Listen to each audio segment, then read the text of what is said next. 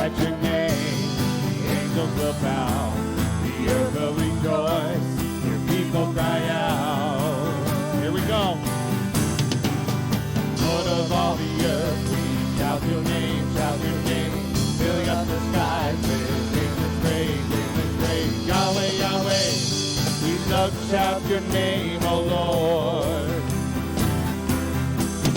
There is no one like our God, we will praise you, there's no one like our God, we will sing, there is no one like our God, we will praise you, Jesus is our God, we will sing. Lord of all the earth, we shout your name, filling up the skies with endless praise, Yahweh, Yahweh, we love to shout your name, oh Lord of all the earth, we shout your name, filling up the skies with endless praise, Yahweh, Yahweh, we love to shout your name, oh Lord.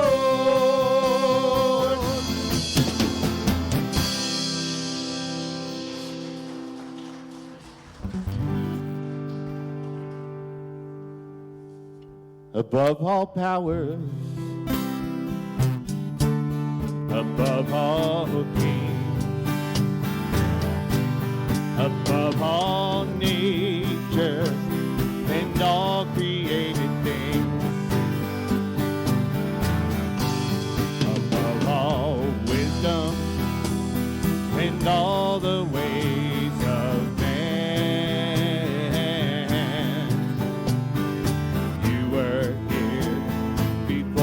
the world began. Above all kingdoms,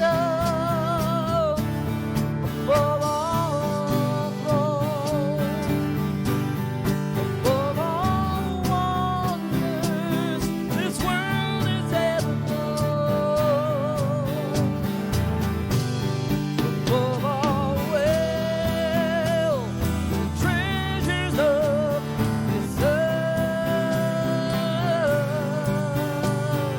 there's no way to measure what your word. Here we go, come on.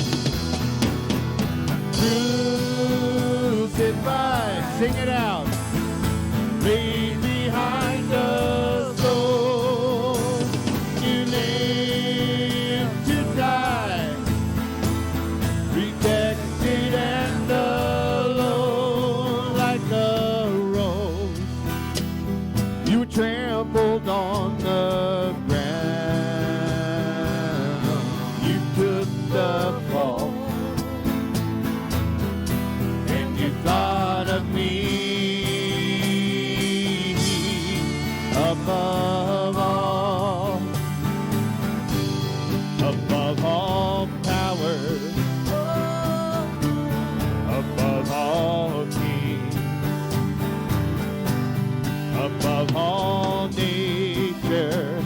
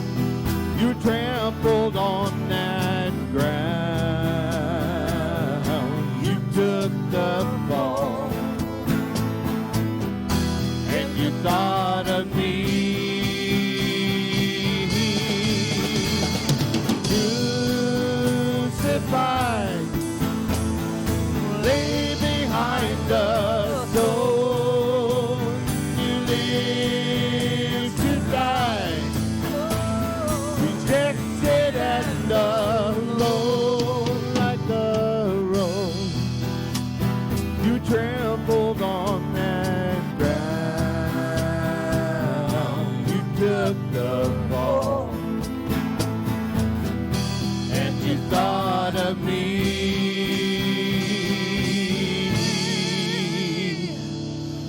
above all.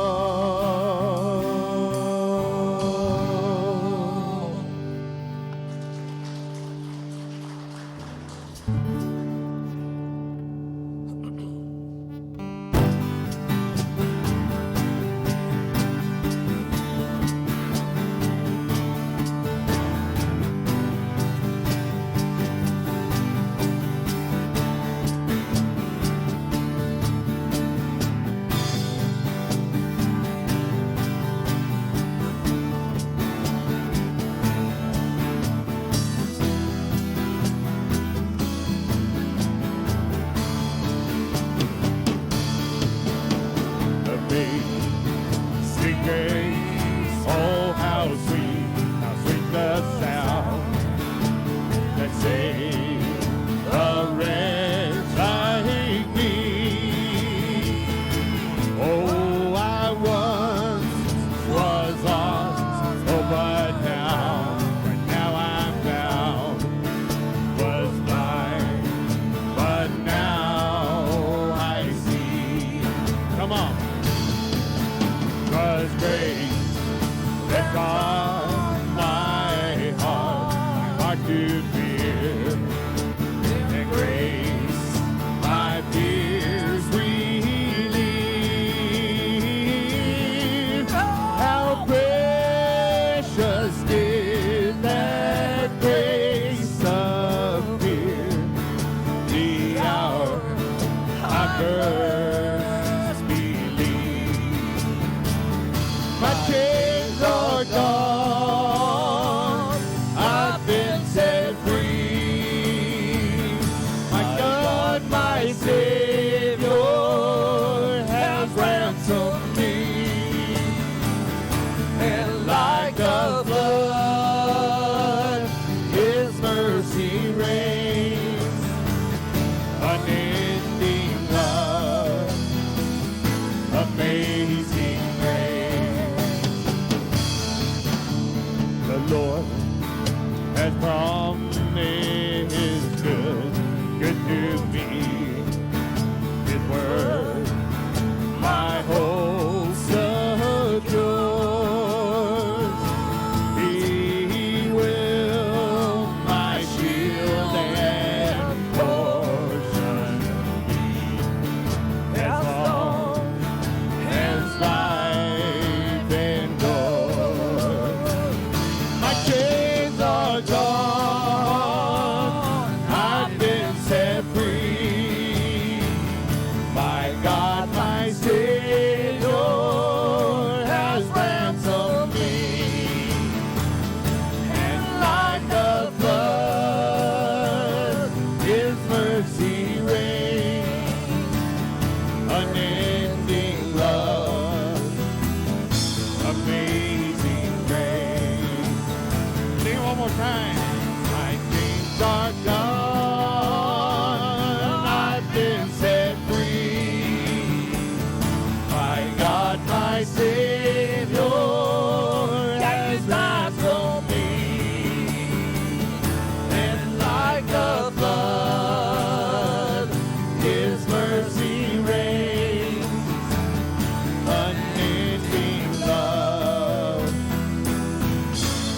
amazing grace.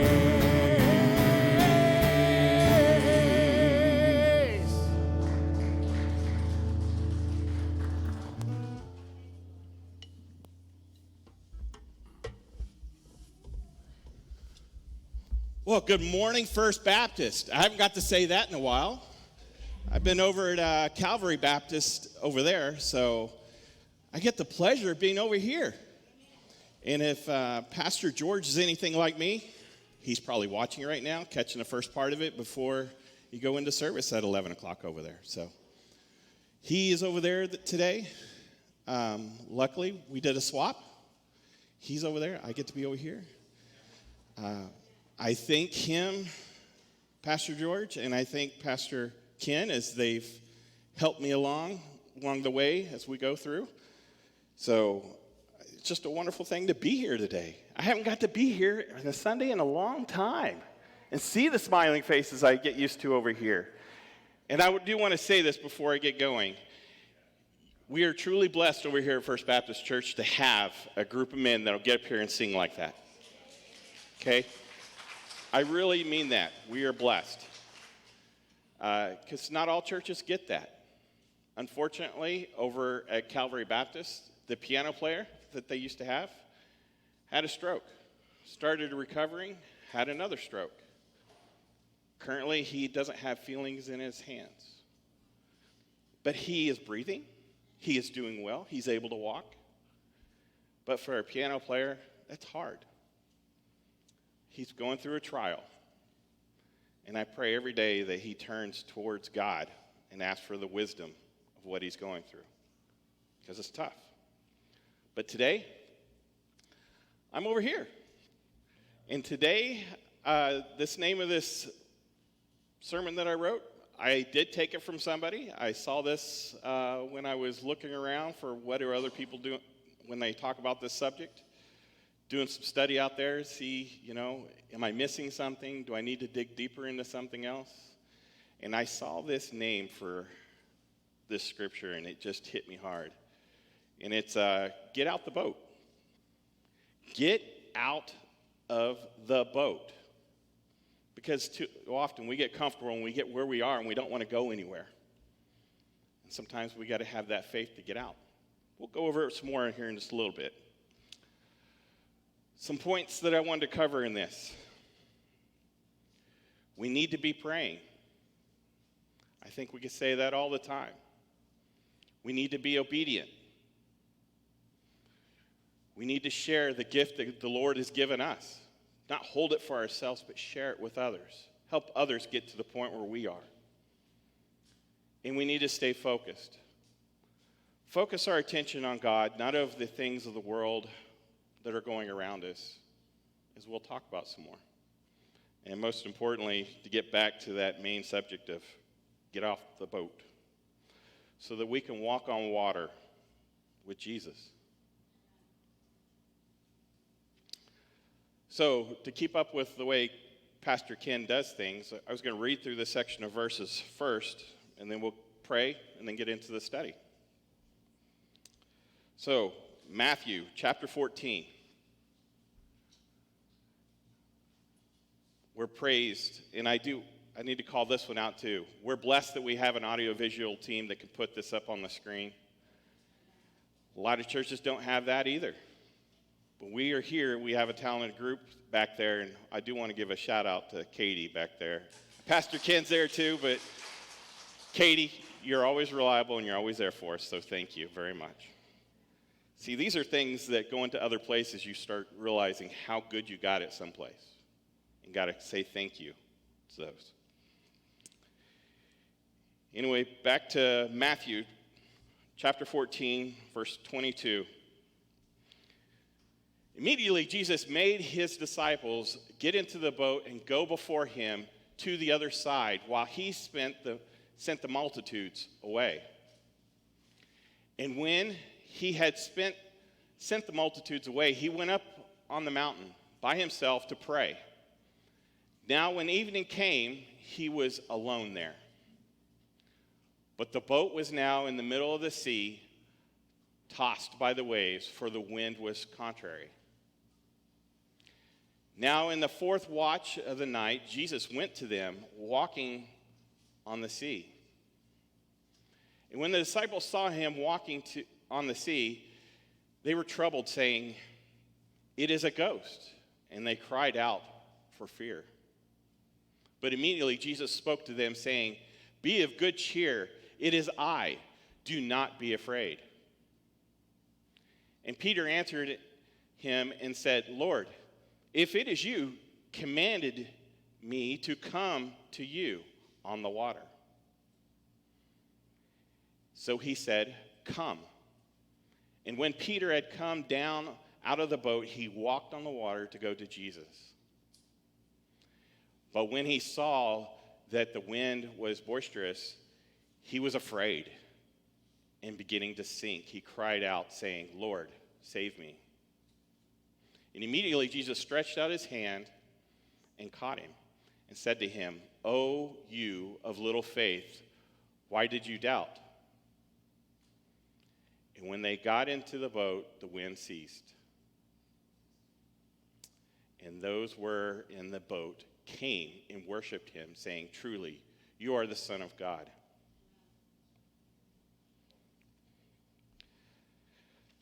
Dear Heavenly Father, I thank you, Father, for everything that you do for us, that you come to us when we are gathered like this, and you help us, Father.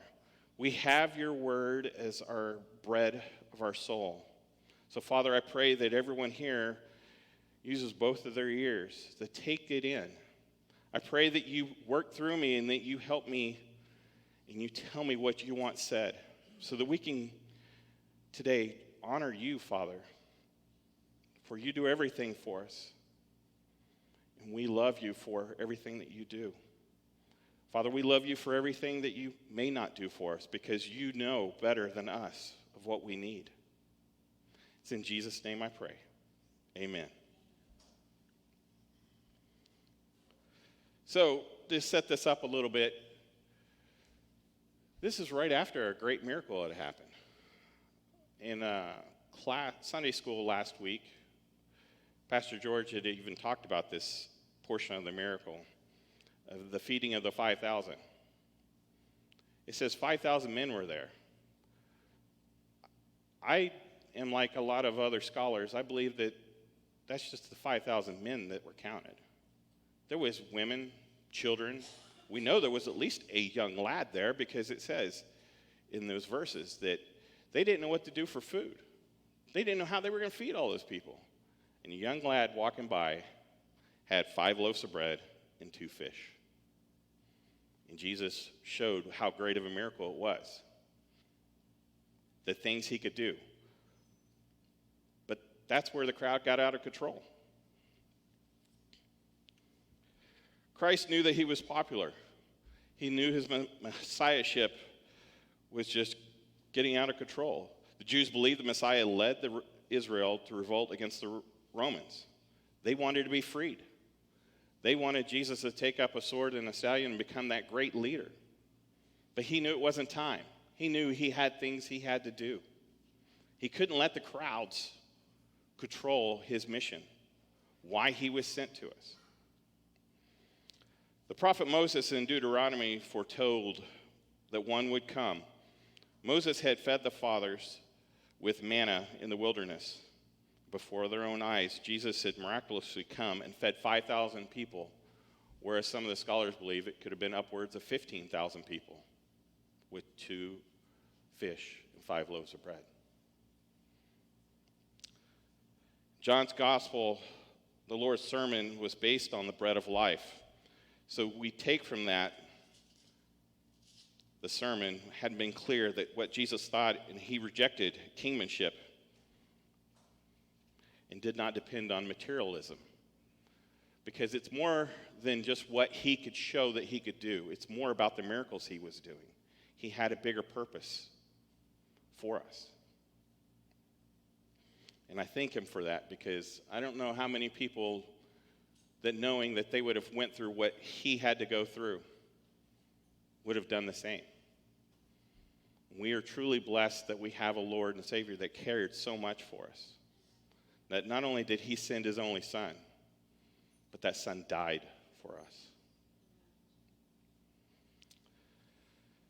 So, Matthew chapter 14, verses 22 and 23, just to revamp those. Immediately Jesus made his disciples get into the boat and go before him to the other side while he sent the multitudes away. And when he had sent the multitudes away, he went up into the mountain by himself to pray. Now, when the evening came, he was alone there. It's unfortunate in this section.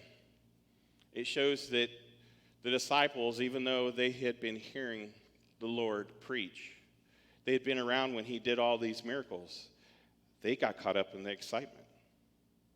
And that's really what I believe happened. They got caught up in the excitement, and he had to push them back down, get them back to where he wanted them, to show that humility, that humbleness. So he did. He sent them across the lake or the sea to disperse the crowd, to start calming things down. Because as we hear and see from Jesus all the time, he had a different thing he wanted to do.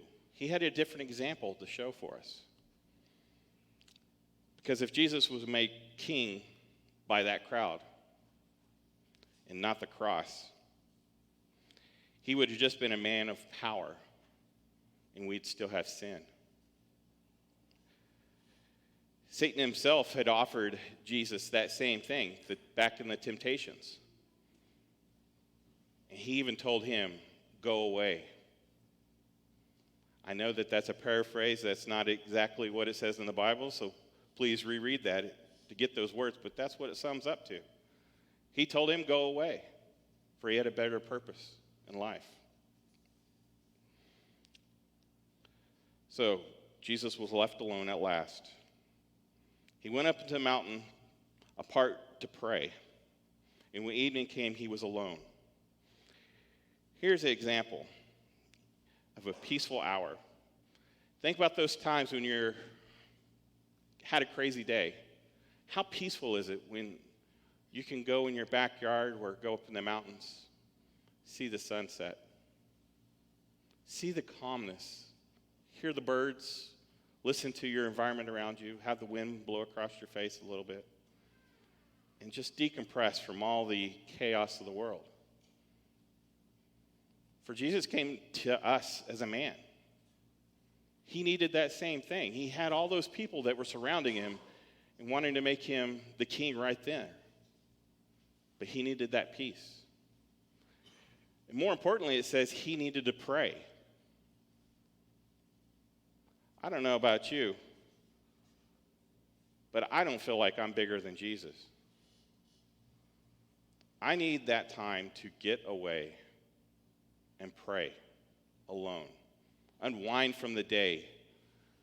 Not only start your day off with prayer, but at the end of the day, pray. Get that time. Now, that doesn't mean that before you go to sleep, you don't grab your spouse and hold them and pray with them. That just means that you need that personal time with the Lord also. And that's what Jesus did. He needed that personal time. So he set that example for us. One of the things I wrote down here was the world tends to cease from the hustle and the bustle of the day. The children are on their way to bed, and the home settles down for the night. Having 3 boys, I could tell you that that's not always what I did. I took a big, deeper breath and was like, whew, I survived another day. But the Lord wanted to be alone so he could pray, so he can open up his heart to the Father in heaven. The shadow of the cross had come a little nearer and loomed a little darker, because he had also just heard of what happened to John the Baptist. The Lord needed to commune with the one whose likeness he was. He needed to be alone with the one who had sent him here. The time of the crown had come and gone, and he knew the time of the cross was coming.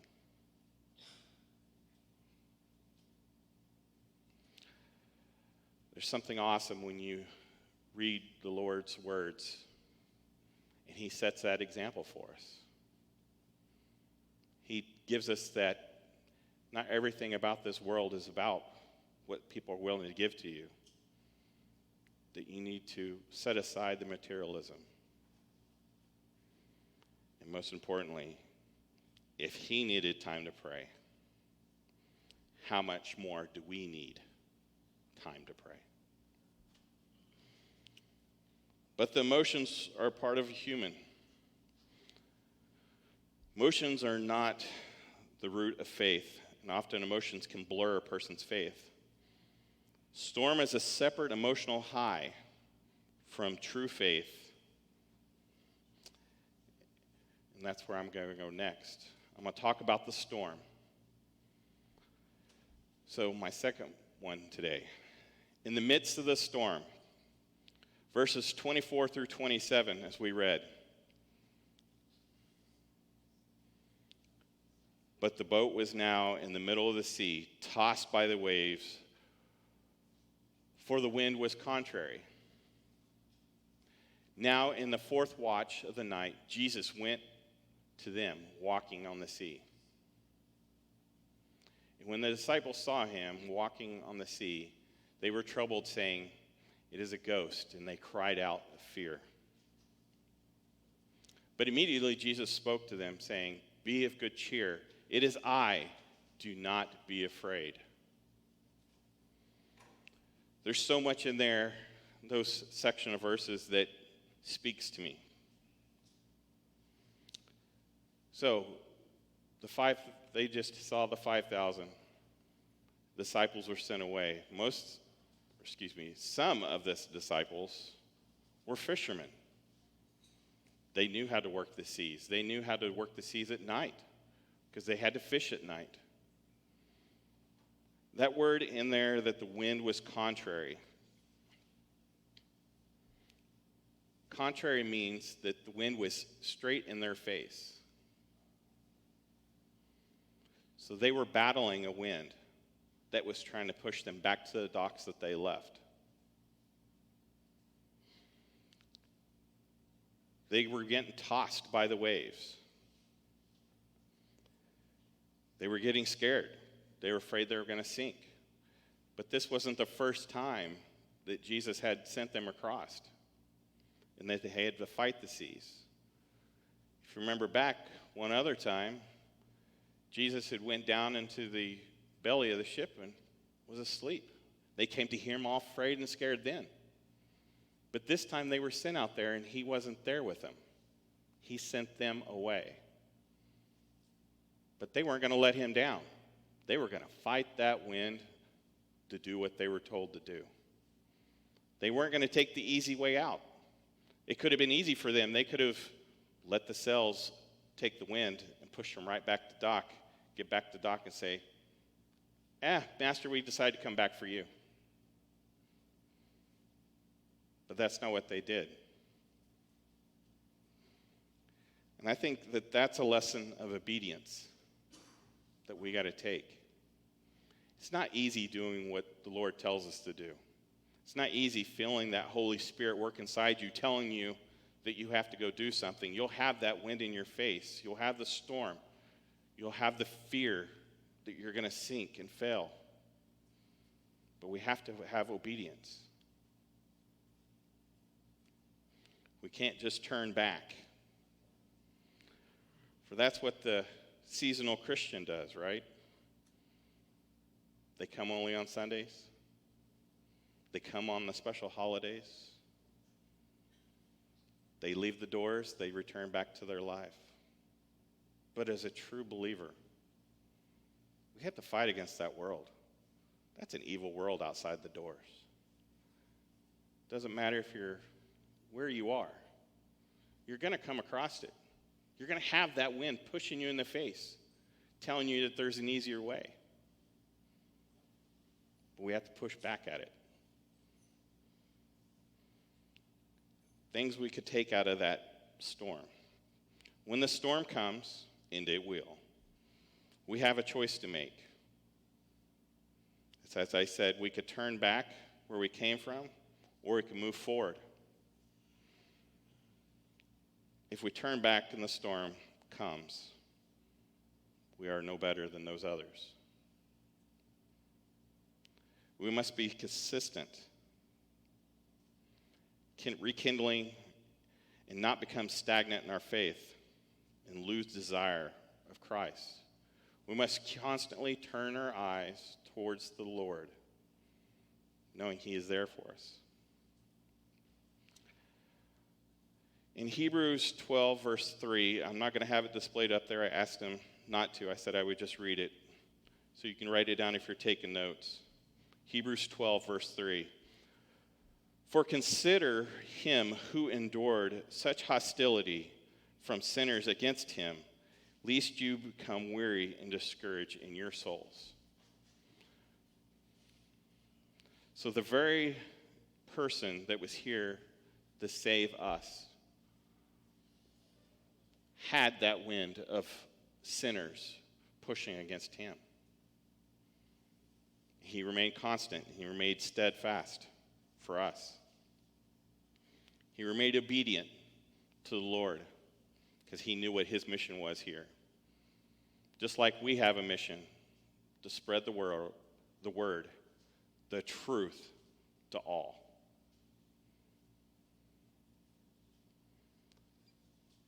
The third thing for today is walking on water, verses 28 through 29.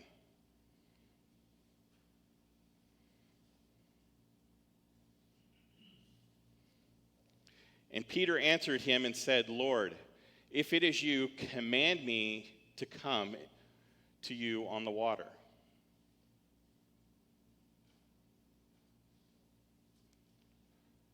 So he said, come. And when Peter had come down out of the boat, he walked on the water to go to Jesus. Now, this is an amazing portion of Scripture for me, because Peter kind of challenged the Lord there. Lord, if it's really you, command me to come out there. Command me to do the miracle like you're doing right now and walk on water. And how did the Lord respond? Come. He called him out. You're going to challenge me? I'm going to tell you to come. And no matter what you want to think about Peter, you think he may have been showing off or trying to show that he's the toughest disciple, he still had the faith to go out there. He had the faith that no matter how bad that boat was getting rocked around and tossed by the waves, he stepped out there.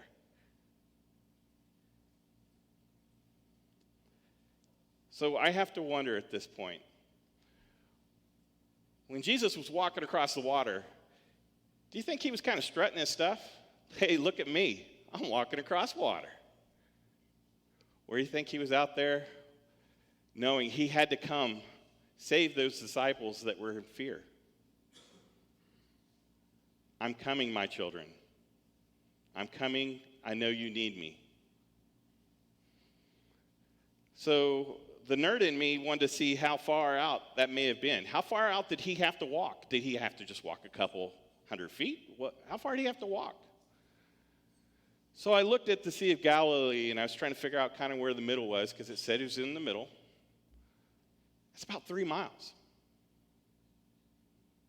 He had to leave the mountain, walk down the mountain where he had been so peaceful, knowing that he was going to those disciples who were in turmoil, like we can get in our days. How we can get so caught up in the hustle and bustle that we need that guy to come across that water. We need him to come to us in our time of need, when we're feared. No matter what we're facing, we're all going to face fear. We're all going to face troubles, because that's what this world does.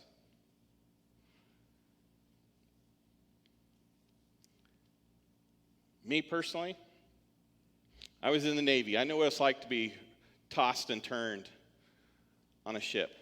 I did 25 years in the Navy. Most of it I spent on a submarine.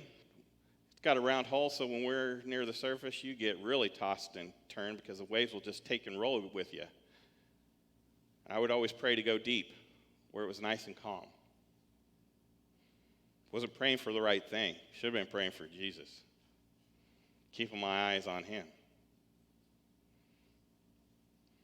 But But these guys were getting tossed and turned. And I have to wonder, when it says to call out there and walk, how many people do you know walked on water? 2. Jesus and Peter. How great of a miracle was that he was able to walk on water because he left his faith and his vision on Jesus. He looked straight at him and he knew that he was safe. That's where his comfort is. I think that's awesome. But how many times were we getting tossed with the boat? Do we want to hold on to that handrail of the boat? No matter if you feel something underneath your feet, you want to hold on. You don't want to let go. When really what we got to do, let go. Remove that fear because you have nothing to worry about. The creator of the earth is there with you. He's got you. He's got your back. So Jesus gave Peter the opportunity of a lifetime to walk on water. And Jesus gives us that same opportunity. No, it's not physically walking on water. But in those times, put your faith, put your trust, focus on God, and you'll walk on water. But I want to move on from water,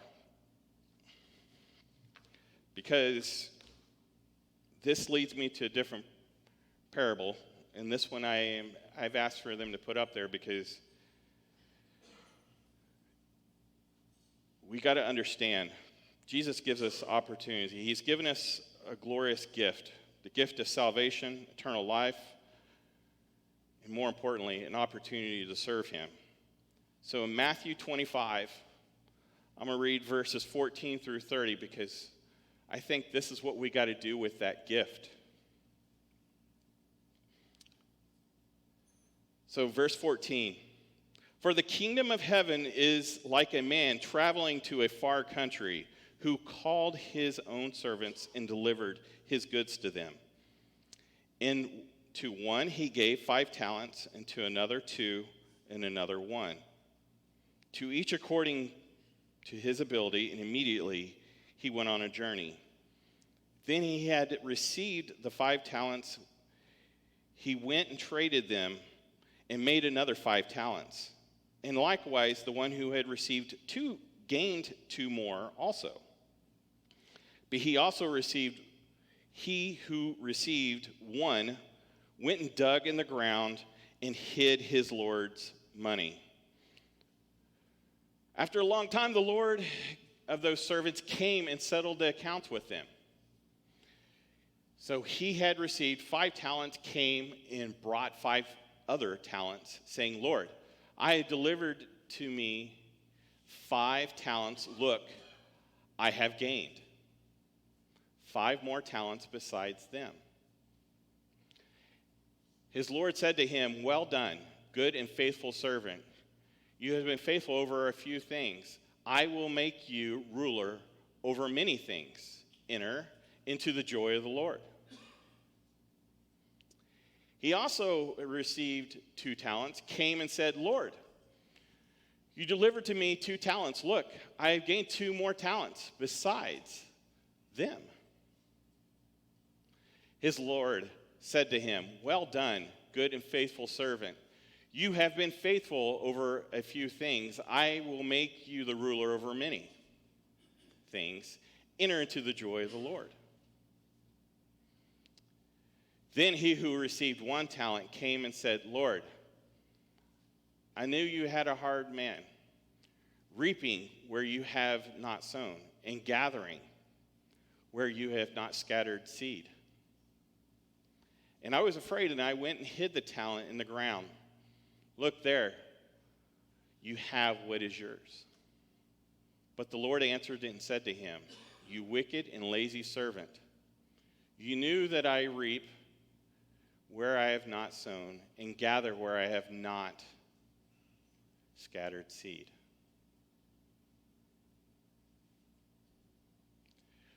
So you ought to have deposited my money with the bankers, and at my coming I would have received back my own with interest. Therefore, take the talent from him and give it to him who has 10 talents. For everyone who has, more will be given, and he will be abundance. And from him who does not have, even what he has will be taken away.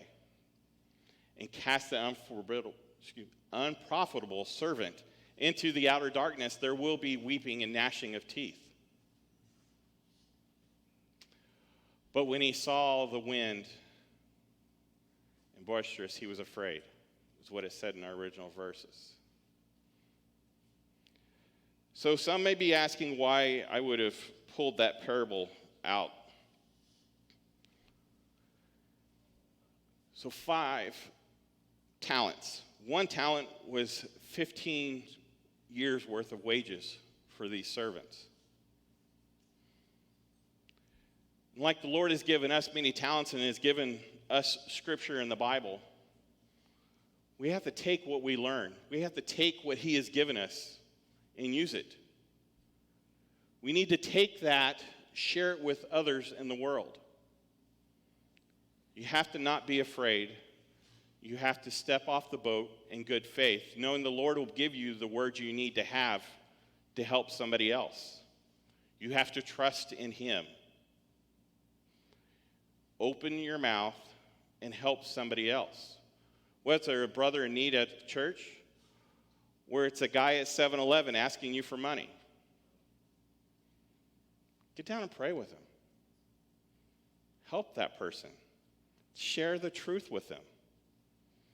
Because the Lord asked us to share that talent. He gave us a great commission, told us, you have to go out and do this. And that's why I bring that parable up. Because I don't want to be the person that gets up there and sees the Lord and have to tell him, I took what you gave me, I buried it in the ground. I want to be that person that says, Lord, you gave me this talent, you gave me this ability. This is what I give you back. I give you back more than what you gave me. And Lord, I want to do more work. I want to keep on those fields. I want to keep going out there and helping others understand what they need to come to you to save a brother in need.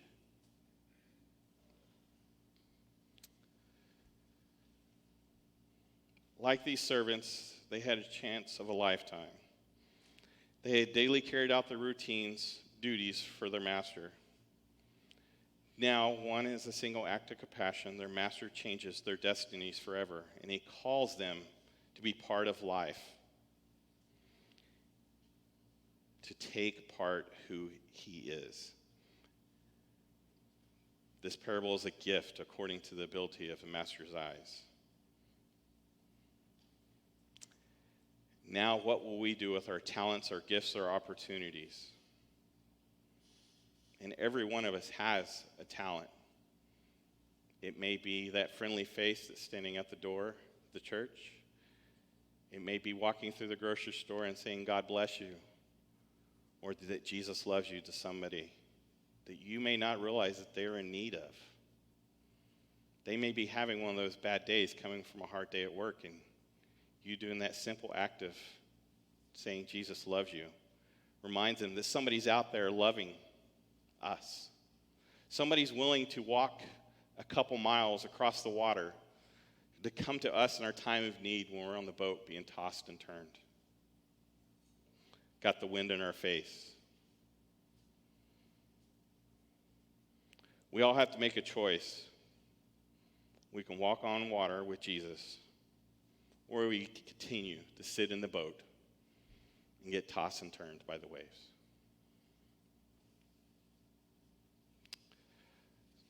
Back to Matthew 14, verses 30 through 33. But when he saw the wind and the boisterous, he was afraid and began to sink. He cried out, saying, Lord, save me. And immediately Jesus stretched out his hand and caught him and said to him, "O you of little faith, why did you doubt?" And when they had got into the boat, the wind ceased. Then those that were in the boat came and worshipped him, saying, "Truly, you are the Son of God." Life is scary. It's scary to think that you could walk on water. It's scary to stay in the boat where you're afraid you're about to sink. Serving Jesus can be scary. But we have to stay focused. We have to keep our eyes on the Lord. We have to stay steadfast in our faith. I sit back and wonder what Peter was thinking. He was so bold that he got out there. He took that faith, that step, out onto that water. But when the wind started hitting him in the face even more, even though he was on solid ground walking, getting splashed by the waves, how far was it before he let the world overcome him? He started thinking about everything around him, not staying focused on where he was going. What he was doing for the Lord. Showing those other disciples a valuable lesson. Keeping your eyes on the Lord, you could do anything. He provides so many good things for us. So many ways he tells us to keep our eyes on him and keep in the faith. Don't waver. Because if you waver, we see what happens. We sink. Now, I don't know if he was close to the Lord when that happened. I don't know if he was a little ways and had to play in the water for a little bit, flopping around like a fish. But I do know he got scared and cried out. He cried out, "Lord, save me." And who was there to save him? Who was there to pull him out of that water? The Lord. Just like he'll be there for us. Now, I don't know if the Lord just simply reached down with his hand, pulled him out of the water, or pulled him up by the scruff of his neck like a little kitten, said, "Come here, let me take you back to safety." Or did he put him in his arms and say, "Child of mine, I'm here to save you. I'll take you back to safety."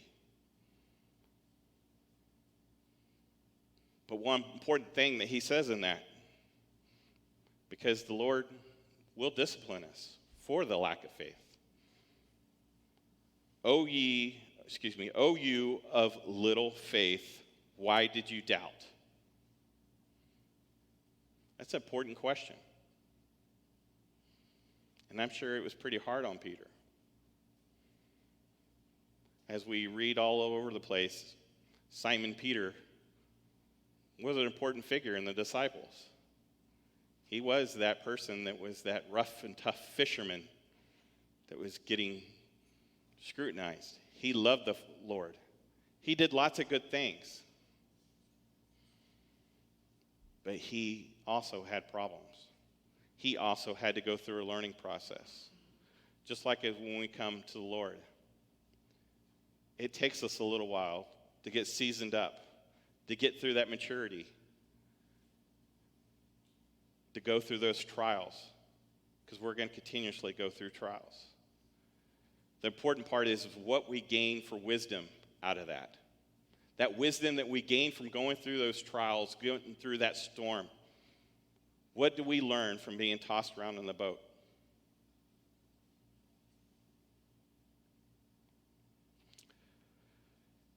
Good thing is Peter didn't drown. He was saved. Just as we're saved from our sin, we're saved because the Lord loves us. He shows us mercy and grace. So just like Peter, too often we let our circumstances of the storm distract us and take our eyes off Jesus. And when we do, we sink. But we don't drown, for we can always call upon the Father, and he'll be there to pull us out.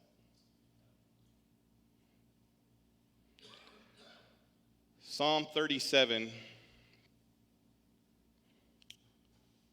verse 23. I'm just going to read verse 23. The steps of a good man are ordered by the Lord, and delights in his way through the fall. He shall utterly cast down, for the Lord upholds him with his hand.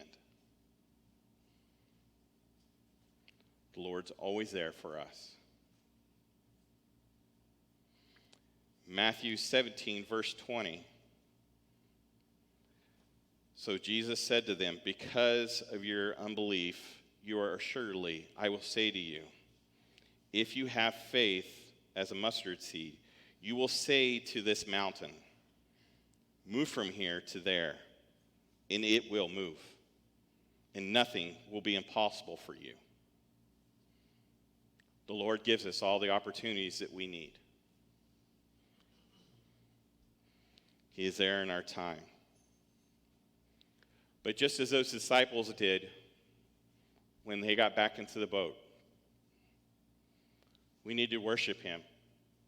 We need to give him that honor for pulling us out of the water. We need to be thanking him for the good times and the bad times. We don't always know that water, how deep it is when we dip our toes into it, because we do dip our toes into it. But he does, and he's always there to pull us out.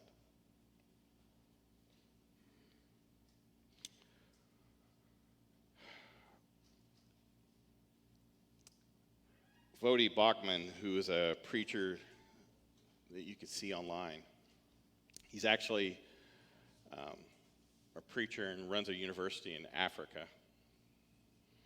He has a comment in that I saw that I really liked, and it says, when your heart's in affliction and your mind's attention is solely focused upon the person of Christ Jesus, worship is not rooted in emotions, but it is a result of your active faith.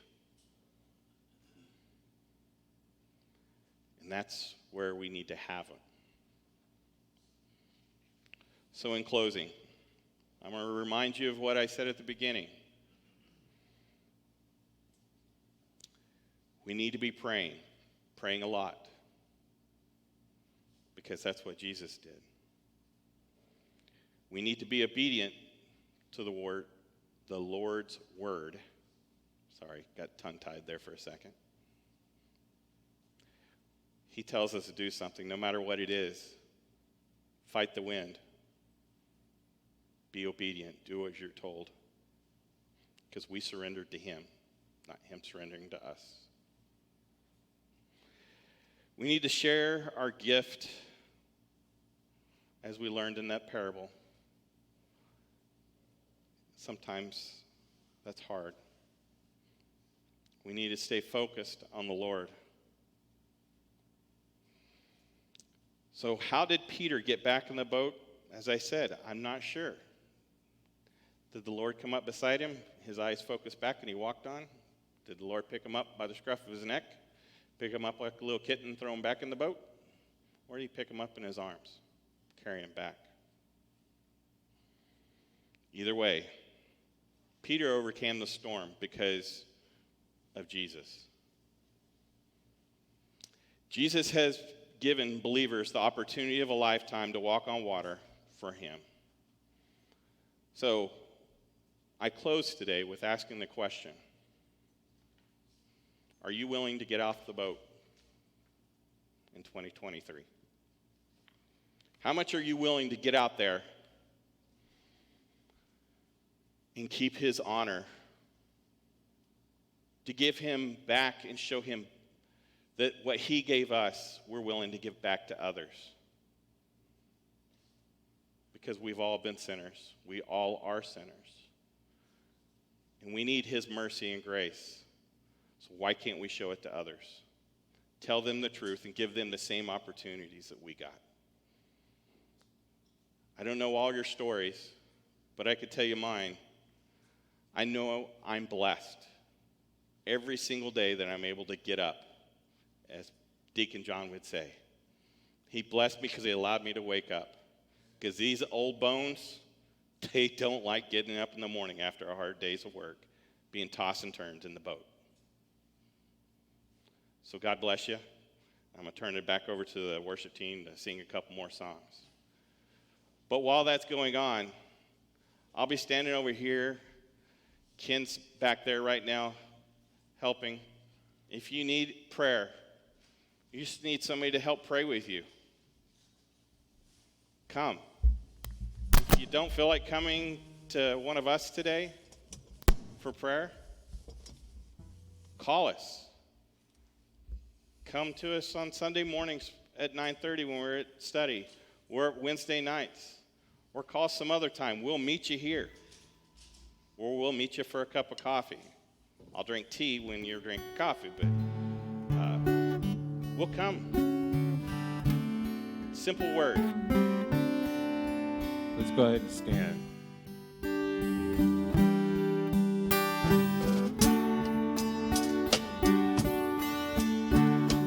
Jesus, Jesus, oh Jesus, there's something about that name. Master, Savior, yes, Jesus,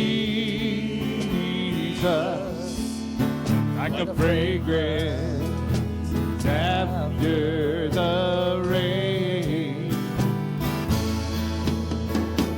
Jesus, Jesus, oh Jesus, let all heaven and earth proclaim. Kings and kingdoms will all pass away, but there's something about that name. Yes, there's something about